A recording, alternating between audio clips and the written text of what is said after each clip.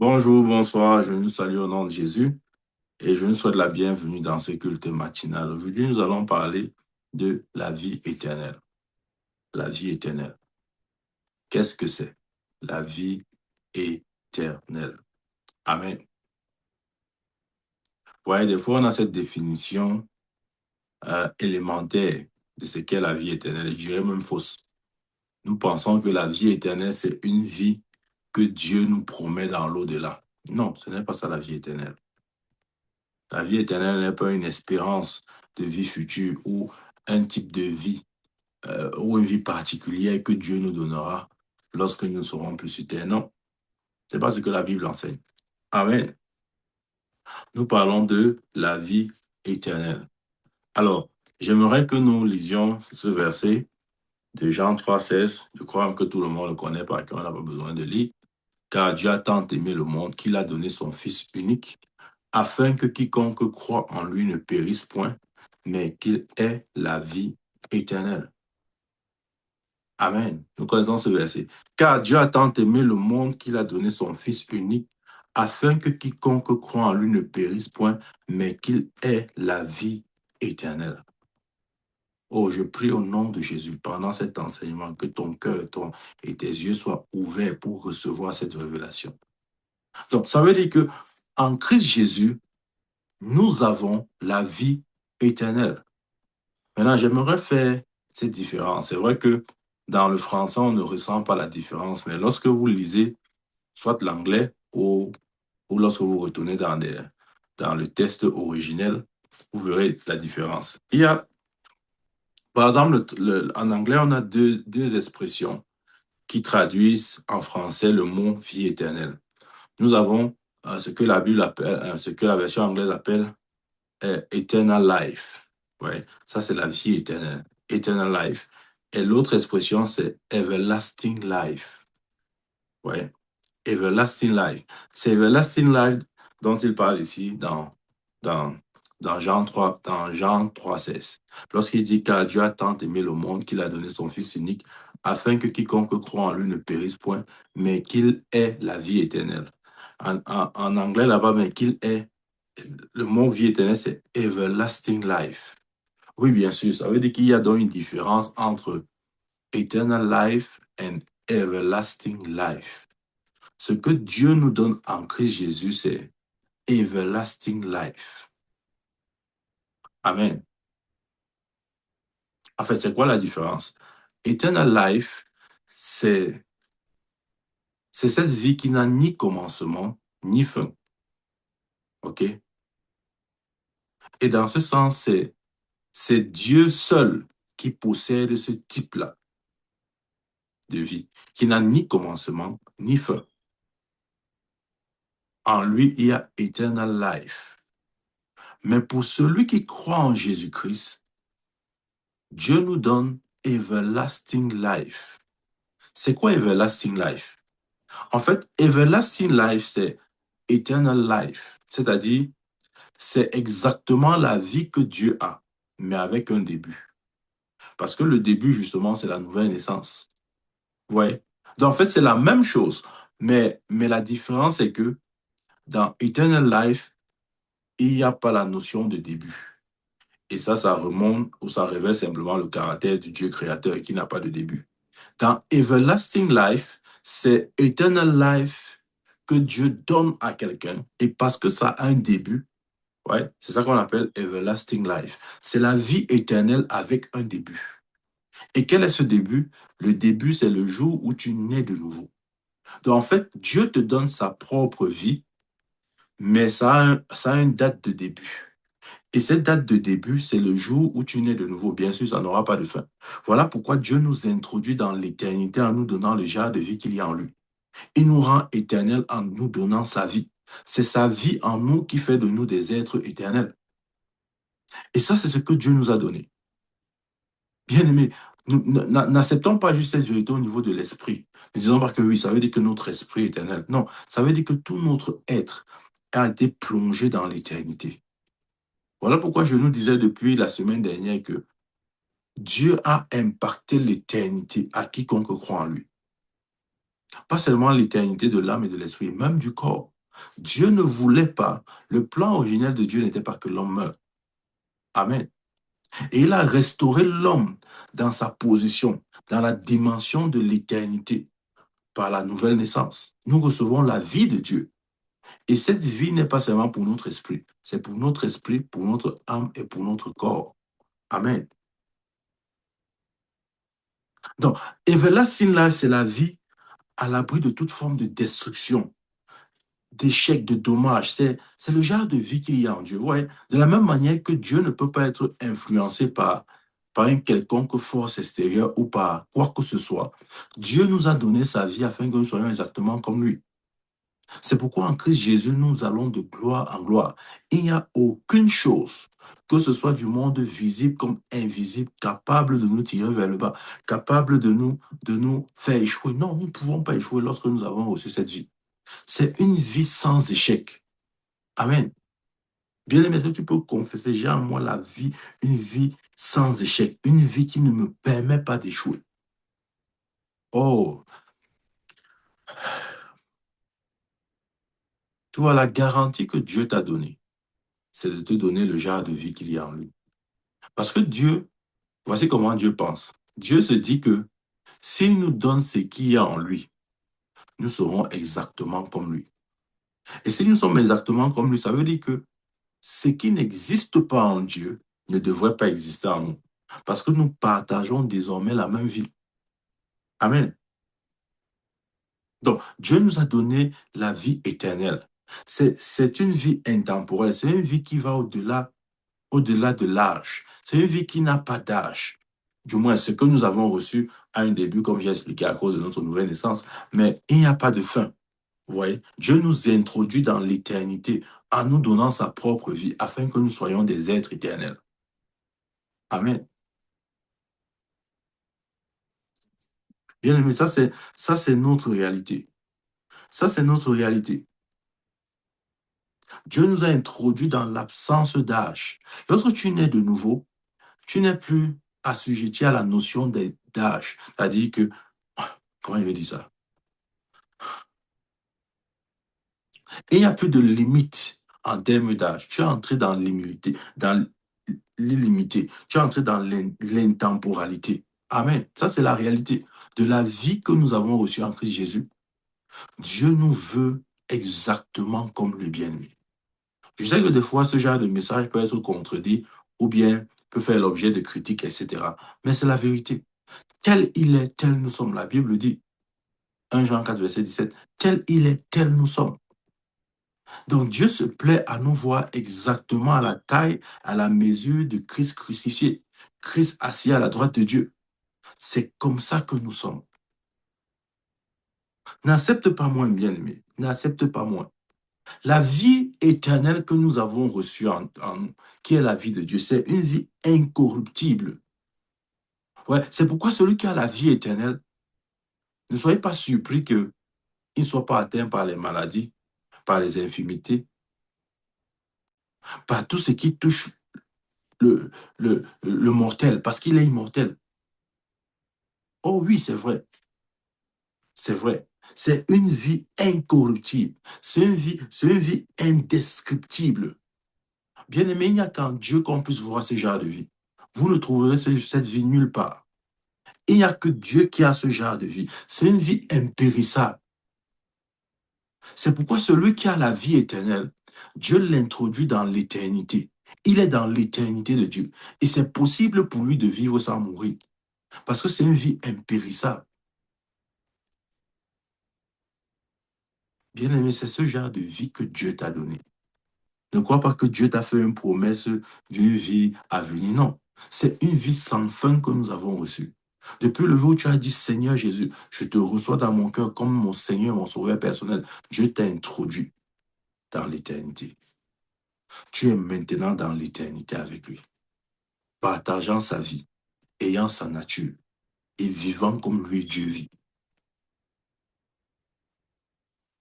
Ouais, quand on dit ça comme ça, on dit que tu es dans l'éternité, pourquoi alors si tu es dans l'éternité, pourquoi alors tu manges? Pourquoi alors tu dors? Pourquoi est-ce que Jésus mangeait? Pourquoi est-ce que Jésus dormait? Est-ce qu'il n'était pas dans l'éternité? Tu vois. Lis ta Bible, Jean chapitre 4, Jésus avait faim. Au point où ses disciples sont allés chercher à manger pour lui en ville. Pendant ce temps, il s'est entretenu avec la femme samaritaine. Donc, le fait de manger ne veut pas dire que tu n'es pas dans l'éternité. Voilà.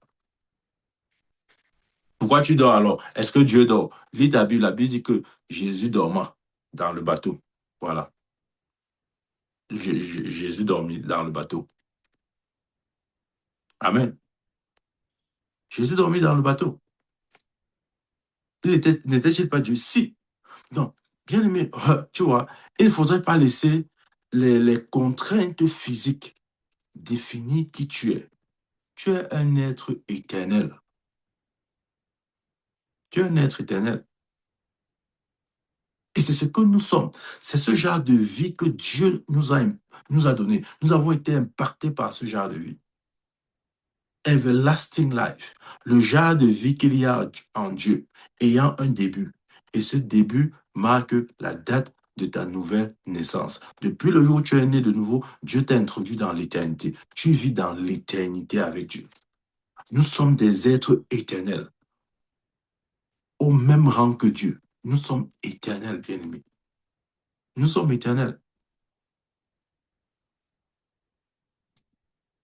Ouais. Le problème, c'est que nous n'avons pas parfois une bonne définition. Nous ne cernons pas parfois très bien ce que c'est que le christianisme.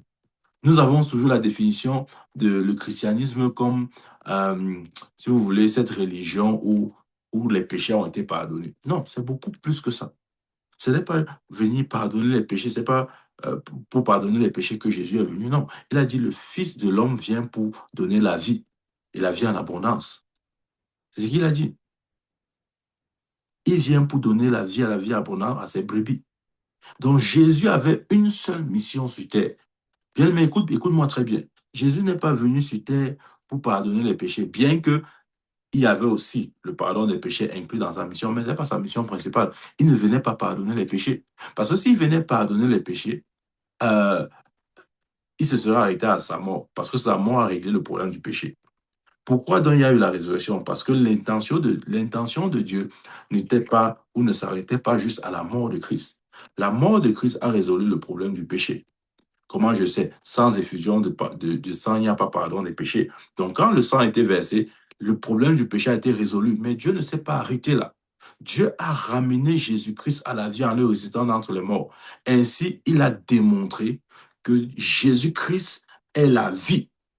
Et il a le pouvoir de donner la vie à toute personne qui croit en lui. C'est pourquoi il a dit, car Dieu a tant aimé le monde qu'il a donné son Fils unique, afin que quiconque croit en lui ne périsse point, mais qu'il ait la vie éternelle. Bien aimé, c'est dans cette réalité que nous avons été plongés. Dieu nous a immergés dans l'immortalité. Dieu nous a immergés dans l'éternité. Cette vie impérissable, indestructible, indestructible.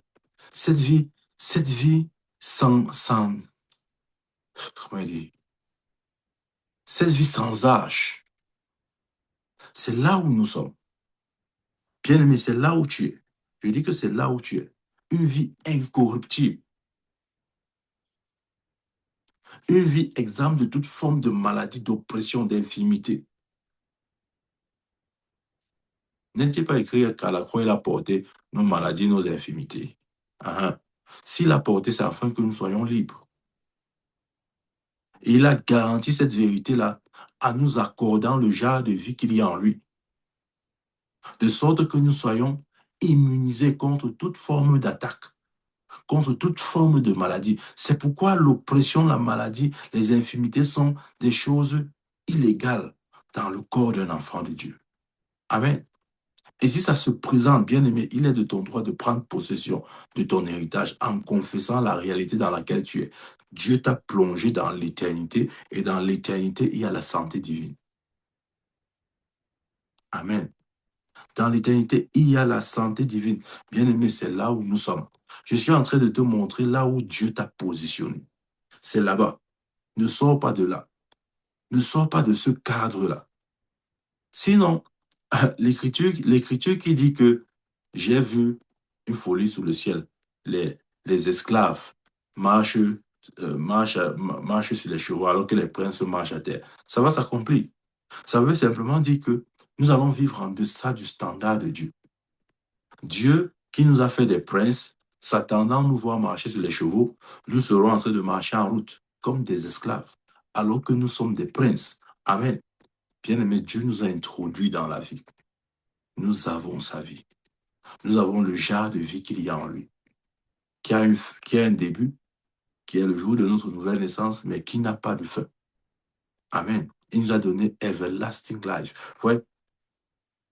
Regardez par exemple les anges. Les anges vivent, ils ont la capacité de vivre pour l'éternité, mais ils ont été créés un jour. Ouais. Donc Dieu a donné ce genre de vie aussi aux anges. C'est une vie qui a un début, mais qui n'a pas de fin. Et Dieu nous a donné sa propre vie. Ça s'appelle la vie éternelle. C'est cette vie qui est en nous, bien-aimés.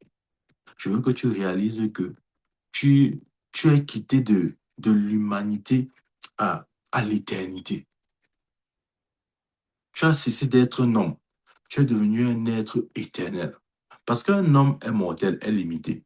Un homme à l'âge est limité par le temps, l'espace. Il est limité par la contrainte temporelle, fait que il est, comment dire ça, on peut calculer, on peut délimiter son âge. Mais lorsque Dieu nous introduit dans l'éternité en nous donnant sa vie, bien aimé, pour nous, il n'y a plus d'âge. Oh, il n'y a plus d'âge.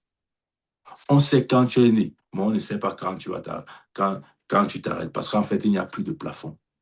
Il n'y a plus de limite. C'est la réalité dans laquelle nous sommes.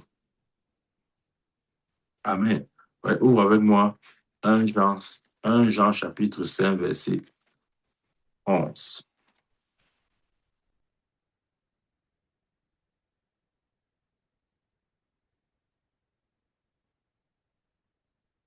1 Jean 5, verset 11. Il dit, et voici ce témoignage.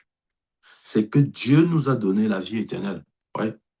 Dieu nous a donné la vie éternelle. Et que cette vie est dans son Fils. Dieu nous a donné le genre de vie qu'il y a en lui. Il précise que ce genre de vie est dans son Fils. Celui qui a le Fils a la vie.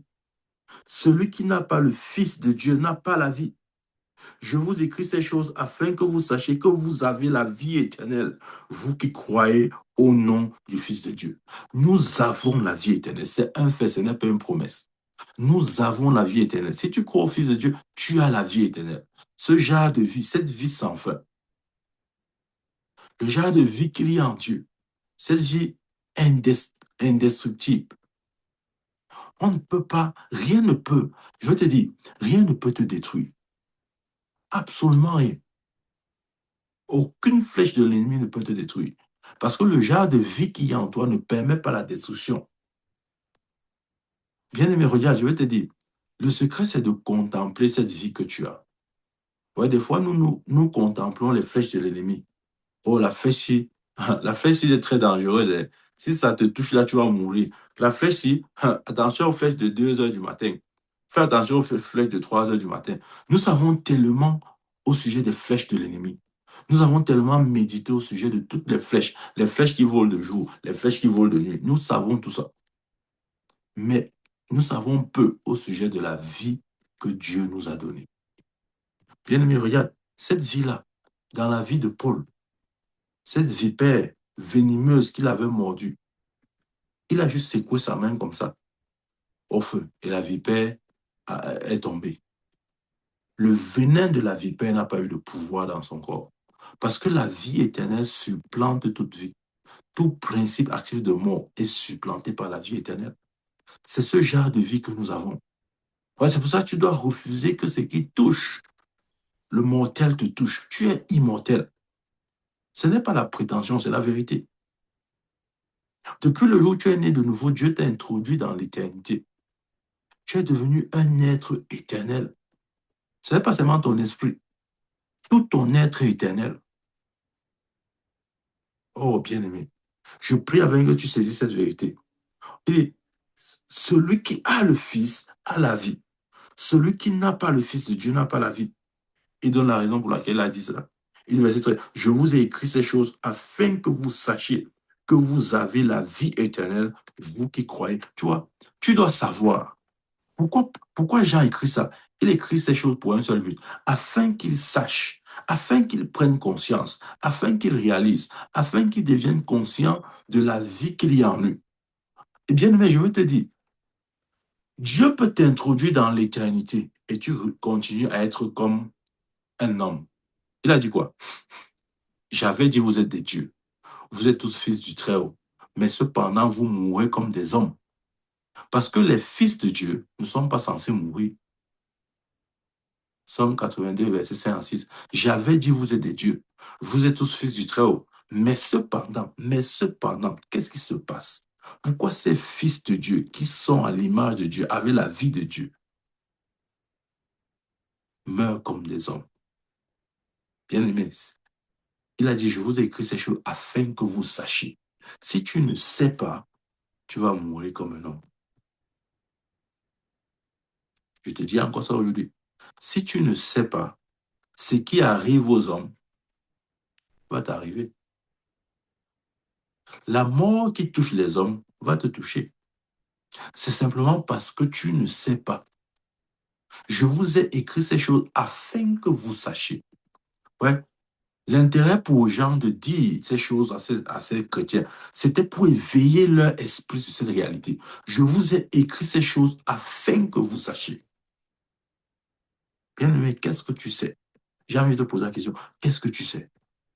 Je vous ai écrit ces choses afin que vous sachiez. Amen. Afin que vous sachiez que vous avez reçu une vie incorruptible. Je vous ai écrit ces choses afin que vous sachiez que vous avez reçu une vie indestructible. Je vous ai écrit ces choses afin que vous sachiez que vous avez reçu une vie impérissable. Amen. Je vous ai écrit ces choses afin que vous sachiez que vous avez reçu une vie sans fin, sans âge.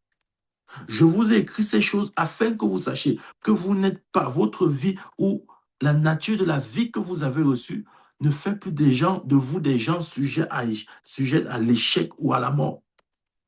Bien aimé, c'est cette conscience que nous devons avoir. La vie de Dieu en moi, Zoé en moi, le genre de vie qu'il y a en Dieu en moi.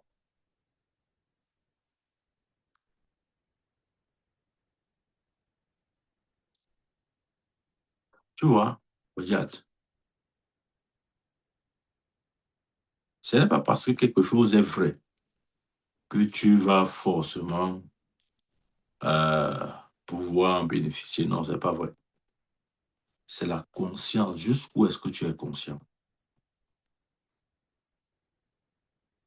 Jusqu'où est-ce que tu es conscient? Notre héritage spirituel est libéré selon le degré ou à la mesure de la conscience que nous avons. Si tu sais peu, tu vas libérer peu. C'est ça la vérité. Quand je dis si tu sais, je ne parle pas de, de la connaissance intellectuelle. Je parle de la révélation. Plus tu sais, plus tu libéreras au maximum. En fait, tu libères la proportion de la conscience que tu as de la vérité. Bien, mais ça, c'est la vérité. Nous avons la vie éternelle, le genre de vie qu'il y a en Dieu. Voilà pourquoi Dieu a dit, j'avais dit, vous êtes des dieux, vous êtes tous des fils du Très-Haut. Cependant, vous mourrez comme des hommes. Bien aimés, allons-nous continuer de mourir comme les hommes alors qu'il a dit que nous sommes des dieux? Refuse. Refuse, bien-aimé, refuse. Refuse, refuse, refuse. Dieu ne peut pas t'appeler Dieu. Et en même temps, ouais, souvent on te dit non, non, tu sais, mon prophète, nous sommes les hommes. Hein. Qui a dit que nous sommes les hommes? Ouais, ça, c'est une doctrine qui sort de l'enfer. Nous ne sommes pas des hommes. On a juste la forme humaine. Je suis d'accord avec ça. Mais nous ne sommes pas les hommes. Parce que être un homme relève de l'esprit. Nous n'avons pas l'esprit. Comment il va expliquer ça? Ce n'est pas l'esprit de l'homme qui nous domine. Ce n'est pas l'esprit de l'homme qui... Comment il veut dire ça? qui nous contrôle. Nous sommes contrôlés par un esprit supérieur. Nous sommes contrôlés par l'Esprit de Dieu. Et quand l'Esprit de Dieu vient quelque part, bien aimé, il supplante tout. Tout ce qui n'est pas Dieu est supplanté par l'Esprit de Dieu. Ça veut dire que la vie humaine que nous avions reçue de nos parents, qui était la vie de l'homme, a été supplantée par la vie éternelle que nous avons reçue de Dieu par le Saint-Esprit. C'est pourquoi Dieu ne nous appelle pas homme. Il ne t'appelle pas homme, bien-aimé. C'est un piège. Il a dit, j'avais dit, vous êtes des dieux. Comment il va m'appeler? Donc, tu veux dire qu'il veut m'appeler, il veut dire que je suis un Dieu. C'est ce que je suis en train de dire. C'est ce que la Bible dit. Lis Somme 82, verset 56. J'avais dit, vous êtes des dieux. C'est Dieu qui t'appelle Dieu. Tu vois, tu n'aimes pas ça. Tu vois, c'est ça le problème, c'est que nous n'aimons pas ce que Dieu dit. Et nous préférons prendre ce que la société, ce que nos pensées ou le monde dit de nous. Le monde dit que tu es un homme mortel. Tu dis, oui, oui, oui, c'est vrai, je suis un homme mortel. Non, tu n'es pas ça. Bien aimé, le jour où tu te définis comme un homme mortel, ne sois pas surpris que tout ce qui touche les hommes mortels se multiplie dans ta vie. C'est-à-dire que, et je veux te dire que ça sera même grave pour toi parce que, tu vois, c'est juste que tu as agi par ignorance. Satan va profiter de ton ignorance pour doubler ses missiles. C'est-à-dire que si par moyenne, il envoie une maladie, pour toi, il enverra deux, sinon trois. Parce que tu vois, tu es de la lumière, mais tu ne sais pas que tu es de la lumière. Alors il faut vite faire pour t'éliminer, de peur que tes yeux s'ouvrent et que tu réalises qui tu es devenu. Et je prie au nom de Jésus que tes yeux s'ouvrent ce soir ou que tes yeux s'ouvrent ce matin. Nous avons reçu la vie de Dieu. C'est cette vie qui est en nous. Nous n'avons pas la vie de nos parents.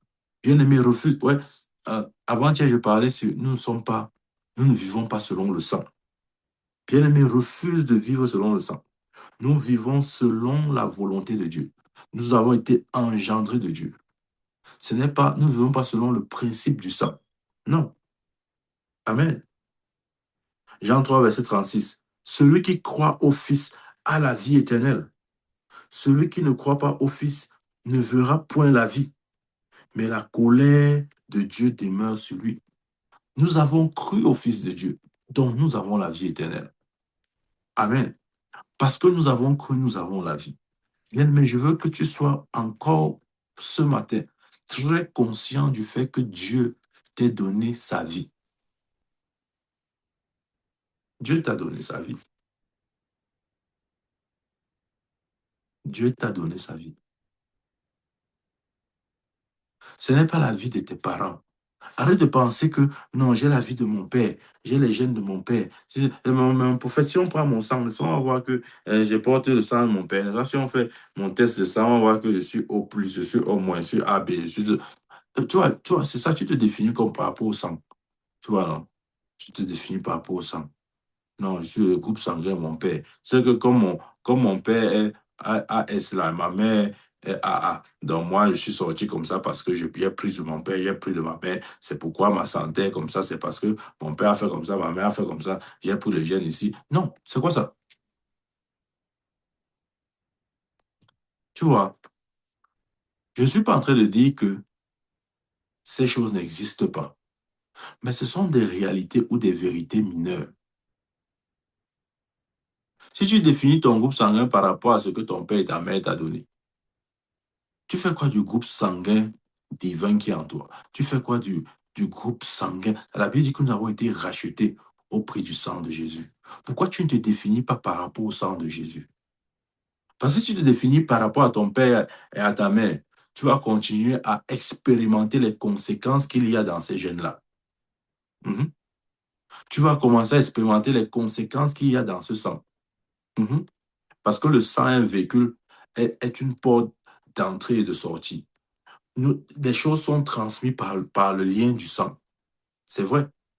Mais tu vois, quand tu te définis par rapport au sang, tu dis oui à tout ce que le sang peut te donner comme héritage. En fait, tu ouvres la porte à l'héritage que l'on reçoit par lien de sang. Et la Bible dit quoi? Attends, je vais te lire encore ce verset. La Bible dit dans 1 Jean chapitre 1 Jean chapitre, non, Jean chapitre 1, verset 12. Il dit ceci. Mais à tous ceux qui l'ont reçu, à ceux qui croient en son nom, elle a donné le pouvoir de devenir enfants de Dieu, lesquels sont nés. Tu vois, lesquels sont nés. Lesquels sont nés. Non du sang, ni de la volonté de la chair, ni de la volonté de l'homme, mais de Dieu. Tu es né de Dieu, tu n'es pas né du sang. Tu vois, quand tu ne comprends pas ça, tu vas aller à l'hôpital, on va te dire que, tu vois, tu as le diabète, si parce que comme ton père était diabétique, tu vois, il y a les maladies comme ça se transmettent dans le sang, tu comprends, non? On voit ça beaucoup en médecine. Moi, je suis médecin, je connais expérimenté, je rencontre ces cas chaque jour. Parfois, il y a des maladies héréditaires. Donc, si ton père est diabétique, quelque part, tu es prédisposé à être diabétique parce que ça peut te contaminer par lien de sang. Et toi, tu es là comme un...